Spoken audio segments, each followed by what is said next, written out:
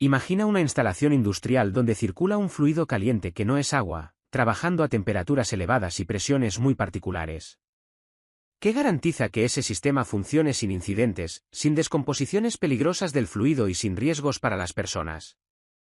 Hoy vamos a sumergirnos en la norma UNE 9.310, el estándar que dicta cómo deben diseñarse, construirse y operar las instalaciones que transmiten calor mediante líquidos distintos del agua. Quédate, porque entender esta norma significa comprender la base técnica que asegura el funcionamiento fiable, eficiente y seguro de miles de procesos térmicos en la industria. Si te gusta este contenido, no olvides suscribirte a nuestro canal, compartir los vídeos con otras personas que les pueda ser de utilidad y dejarnos un super like. Coge papel y lápiz que comenzamos. Si el fluido no es agua, todo cambia. Y esta norma explica exactamente cómo. La norma define los requisitos de materiales, diseño, fabricación, cálculo y montaje para instalaciones de transmisión de calor con líquidos cuya presión de vapor sea inferior a la atmosférica en la máxima temperatura de película. Solo se aplica a instalaciones con portadores térmicos que cumplan ese criterio, y excluye sistemas con sales fundidas, metales líquidos o radiadores domésticos con fluidos especiales. También fija límites de presión estática máxima permitida en la instalación a 20 grados centígrados, tanto en el punto más bajo como en el más alto. Antes de manejar un fluido térmico, hay que entender su lenguaje. La norma define varios conceptos fundamentales. Una instalación transmisora de calor es un sistema donde un fluido térmico calentado en un generador circula hacia los consumidores y vuelve para ser recalentado. En presiones, distingue la presión de servicio, estática y dinámica, y la presión total máxima permitida, que incluye además la presión de vapor del fluido a la máxima temperatura admisible. En temperaturas, establece que el fluido nunca debe alcanzar su punto de ebullición. Define. Temperatura de masa, en el centro de la vena líquida. Temperatura de salida, máxima en la instalación. Temperatura de retorno. Temperatura de película, en contacto con la pared, que nunca debe sobrepasar la máxima admisible para el fluido. Aquí empieza la seguridad, elegir bien cada pieza. La norma detalla. Solo se admiten materiales adecuados a la temperatura y compatibles químicamente con el fluido. No se permiten materiales frágiles ni fundición gris en zonas críticas. Las superficies transmisoras deben ser de acero para calderas, las tuberías, de tubos soldados o sin soldadura según UNE 19.011 y UNE 19.044. Las bombas y válvulas cambian de material según la temperatura del fluido, desde fundición laminar a 200 grados centígrados, hasta aceros moldeados resistentes al calor por encima de 350 grados centígrados. Las juntas deben soportar temperatura y fluido. Se construyen como recipientes a presión, mínimo 0,8 megapascales para generadores y 0,2 megapascales para depósitos. Aplican las partes correspondientes de la UNE 9.300. En tuberías, se contemplan dilataciones con compensadores, uniones soldadas homologadas, roscas solo hasta cierto diámetro, bridas mínimo PN16, cierres estancos y elementos flexibles solo cuando sean imprescindibles. Las bombas tienen requisitos estrictos de estanqueidad, presión nominal PN16, dispositivos de recogida de fugas, alarmas si falla la refrigeración y evitación de esfuerzos transmitidos desde las tuberías. Además, la instalación debe mantenerse, en general, por debajo de 50 grados centígrados en la cara exterior del aislamiento. Se indica una tabla de espesores mínimos según temperatura y diámetro de tubería. Debe permitir detectar fugas y evitar impregnaciones del aislante por el fluido. El protagonista silencioso, el fluido que lo hace todo posible. La norma exige que el fluido térmico pueda trabajar al menos 8.000 horas si la instalación cumple las condiciones. Tras ese periodo, se puede seguir usando si pasa las verificaciones anuales. El proveedor debe entregar datos químicos y físicos esenciales para el diseño del generador y de la instalación, incluida la temperatura máxima de película. Si se desea cambiar de fluido, debe comunicarse al fabricante del generador para verificar la compatibilidad. Aquí nace el calor, y también los mayores riesgos. Los generadores deben diseñarse para impedir superar temperaturas admisibles en cualquier punto. Si existen circuitos paralelos, debe asegurarse que en cada ramal no se supere la temperatura de película. El fabricante debe especificar la diferencia entre temperatura de película y de masa, con cálculo justificativo según el anexo A. Además, deben tener baja capacidad de almacenamiento térmico, evitando refractarios innecesarios. El espacio que absorbe los cambios del fluido, y evita el desastre.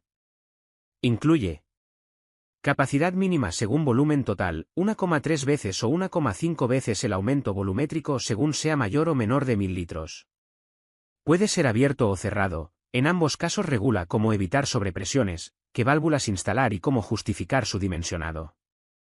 Requisitos estrictos sobre la tubería de expansión, no seccionable, pendiente ascendente y velocidad del fluido inferior a 0,5 metros por segundo.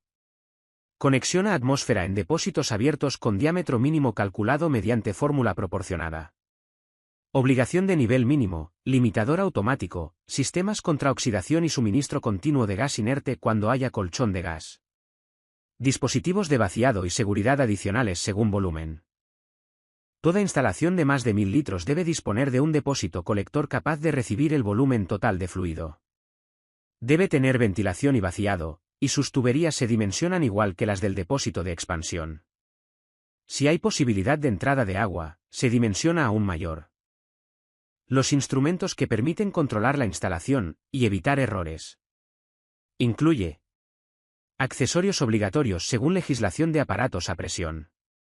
Termómetros y manómetros en salida y retorno del generador.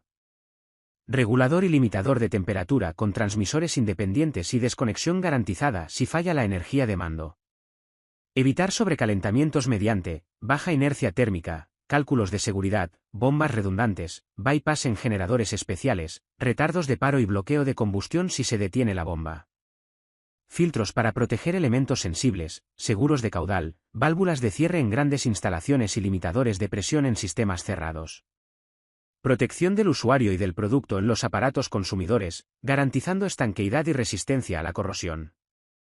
Cuando calor e instalaciones eléctricas comparten sala, la precaución se multiplica. Se exigen medidas adicionales de seguridad en locales con fluidos inflamables, como accesorios eléctricos protegidos contra fugas, calefacciones eléctricas de acompañamiento diseñadas para no inflamar el fluido y un interruptor general de emergencia situado fuera de la sala. La iluminación de emergencia debe ser antideflagrante y no desconectarse con ese interruptor. El mejor generador, mal instalado, deja de ser seguro. La instalación debe cumplir la reglamentación vigente de aparatos a presión. Si una fuga pudiera generar productos tóxicos, deben existir equipos protectores adecuados. En cuanto a protección contra incendios, la norma establece locales con elementos a base de materiales no inflamables, paredes y techos ignífugos.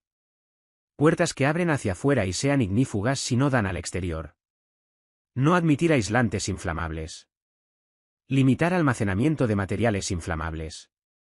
Extintores clase B en suficiente cantidad y sistemas automáticos en instalaciones de 500 a 5000 litros. Evitar contacto del agua de rociadores con el fluido.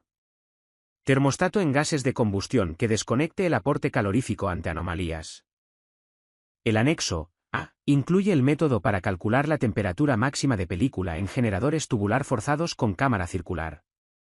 Describe la simbología, diámetros, coeficientes de transferencia, radiación, Reynolds, viscosidades, etc. Las fórmulas principales para incremento de temperatura de película. Coeficiente de transmisión térmica en tuberías en régimen turbulento. Densidad de flujo calorífico por radiación. Así como gráficos para determinar factores de emisión, correcciones por exceso de aire y flujo radiativo. En el anexo B, se aportan esquemas orientativos, no aplicables directamente, que muestran configuraciones como depósitos de expansión abiertos. Bombas en impulsión o retorno.